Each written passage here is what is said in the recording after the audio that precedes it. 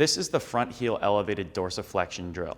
The purpose of this activity is to start the foot in a position where it is in relative external rotation of the tibia and a relative supination and plantar flexion of the foot and ankle. This will allow us to go into a position of internal rotation, pronation of the foot, and dorsiflexion of the ankle. This will allow us to start in a position where we are not already pushing that arch into the ground, because what a lot of people struggle with is getting that change of external rotation and supination to internal rotation and dorsiflexion. Many people feel this jamming in the front of the ankle when they do these types of drills, but this will open up space on the front side of the ankle for that shin to translate forward without risking as much blocking because of where we're starting. To start in this position, you want to make sure that your foot can be flat on a raised surface with a little bit of a slant. You can use a wedge or you can use a plate setup like this. I'm using the plates because my foot is too big to fit flat on this wedge right here.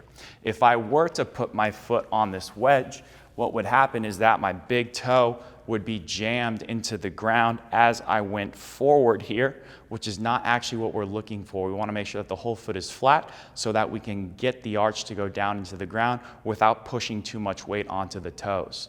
So if you can find a wedge that works for your foot, that's great. But for me, I'm using a 10-pound plate and then a 25 on top of that, so I have some degree of slant, but it's not excessive. So to start, get your whole foot flat, stagger your stance, and make sure when you start, your weight is on your heel, but your whole foot is flat, and your shin angle is relatively back. Then you want to just make sure that you're keeping contact of that heel, the knuckle of the big toe and little toe, and then make sure that you're trying to push that knee over your second toe, maintaining those points of contact. As you do that, you should feel your arch drop into whatever surface you're on slightly as you go forward. Make sure that you're not going outside or inside excessively. You're just looking for as much range of motion as you can get without feeling any jamming in the front of your ankle or your heel lifting off of the ground.